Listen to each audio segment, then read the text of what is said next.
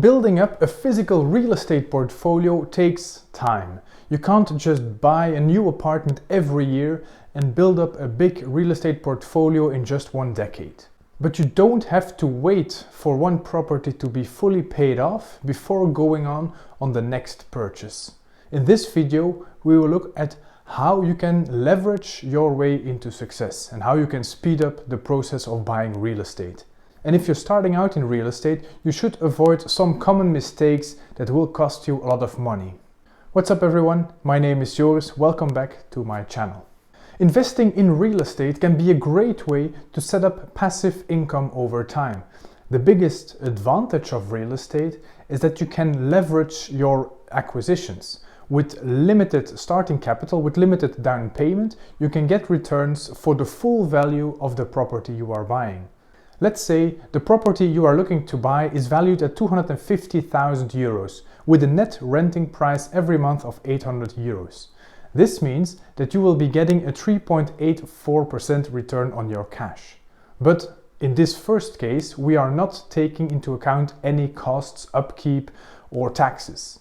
And generally speaking, these costs can amount from 10 to 20% of the rental income every year. I usually take 2 months worth of rent for easy calculations. Your rent times 2 is easily done by heart, so 800 euros times 2 is 1,600 euros yearly directed for costs. But these don't include any major costs like a new roof, new kitchen and so on. This has an added advantage that the other 10 months can be used to calculate returns after cost. 800 euros in rental income times 10 is 8,000 euros. It's very easy to multiply by 10. You should click the like button for the quick maths. Boom. With the direct costs accounted for, the cash-on-cash return on this property is 3.2%. But buying a property all cash is not a smart move, especially not if it's your first property. You won't be able to save up 250,000 euros in a very short period of time. You will need to get a loan from the bank. And before we go any further, it is useful to know what taxes, costs and fees are required before an acquisition in your area. Contact a professional near you to get to know all costs. But for us in Flanders, it's like this. We have 10% registration fees and I add around 10,000 euros in notary, bank fees and common fees. Some quick calculations by heart tell me that a property would cost me 250,000 euros plus 25,000 euros in registration fees and costs and another 10,000 euros in other costs. That is a total of 285,000 euros. Now, when you know the full acquisition price, it's now time to start the financial dance with the loan officers. In Flanders, some banks won't let you lend more than 80% of the value of your investment property. And other banks will lend you 100%, but they won't let you lend longer than 15 to 20 years. With this knowledge in mind, you can start building your credit file. Bankers always like to know what you earn, how much you spend, how much rent payments you will receive in the future, and if you're planning on raising rental prices, if you have collateral as well, and so on and so on. The more detailed information you have and the more collateral you can provide, the better. The better your credit file will be as well. If you go up to a banker and say, I want to lend 100% of the value over 25 years and I will transfer a lot of my capital, a lot of my accounts, other loans and maybe even the accounts of some of my family members towards your bank, that bank will be inclined to be more flexible.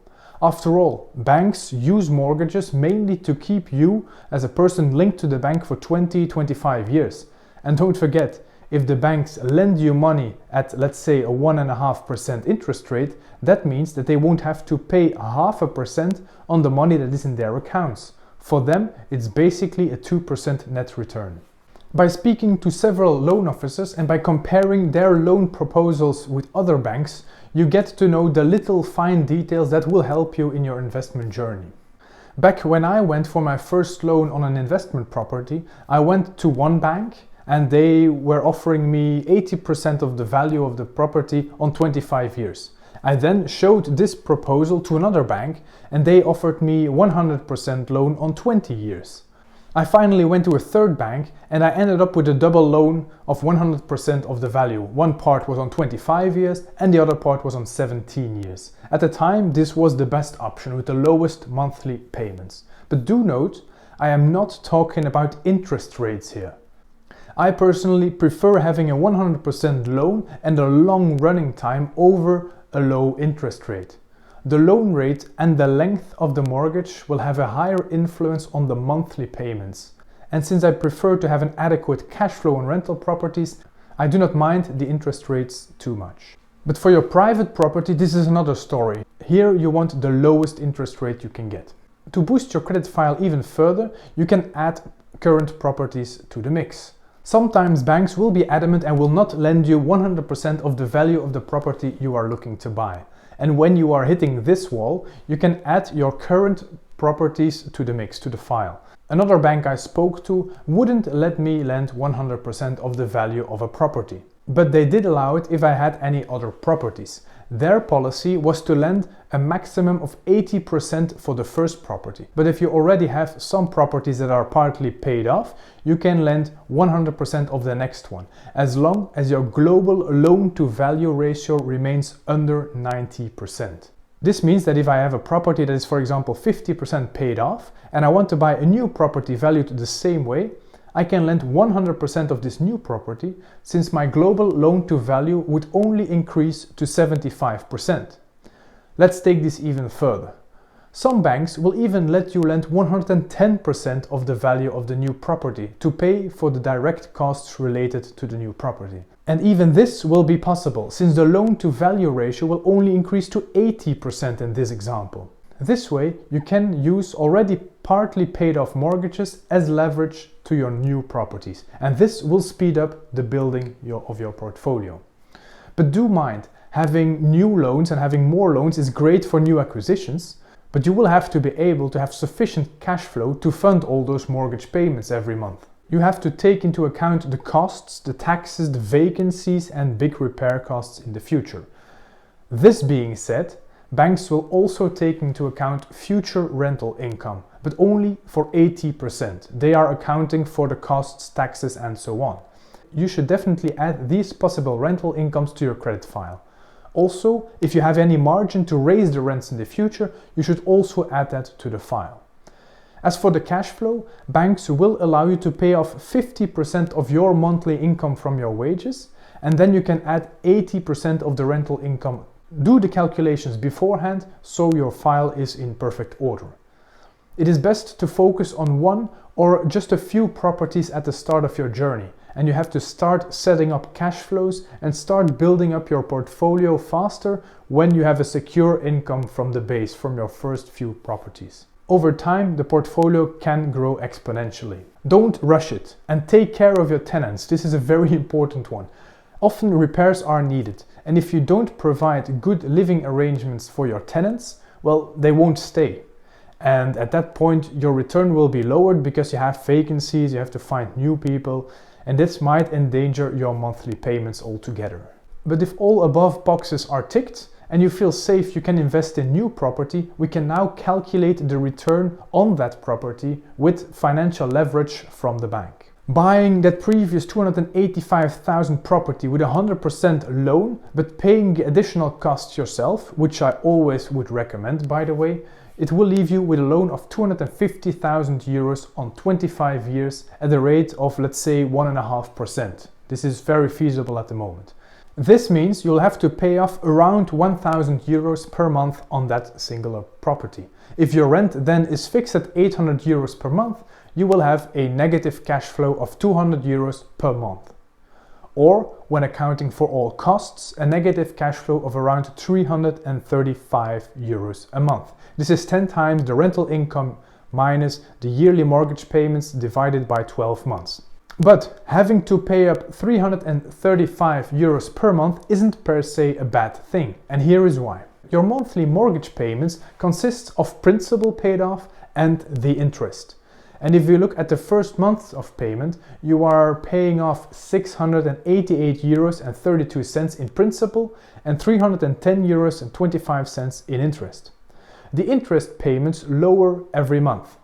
And for the first year, you will have paid off 11,982 euros and 84 cents exactly, of which 7,938.37 euros are in principal and 4,044 euros and 47 cents in interest. Then we add the extra costs of 2 times the monthly rental income of 1,600 euros together. So we have paid off 13,582 euros and 84 cents for the property in that year, and we have gotten 9,600 euros in rental income for that same year. Total cost out of pocket for that year is 3,982 euros and 84 cents. So the return of this investment for year 1 is the equity we paid off, divided by the 35,000 euros we put in at the start, plus any additional cost, 3,981 euros 84 cents in negative cash-on-cash return.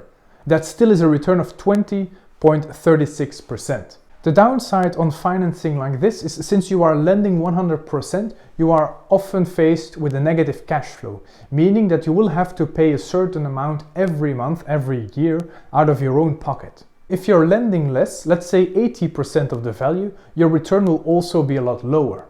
But your monthly cash flow will be neutral though, apart from the costs.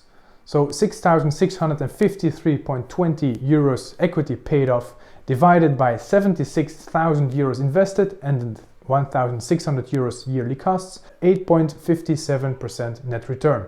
Still not that bad really. Another downside, after collecting some properties, you will have to spend a lot of time managing these properties, or you will have to hire someone to manage it for you, a property manager, which will definitely lower your net return.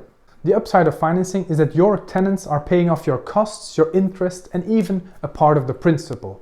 You are not paying a lot yourself, and they are paying partly for you. And as a result, the return is a lot higher than you would get when you're buying your property full cash.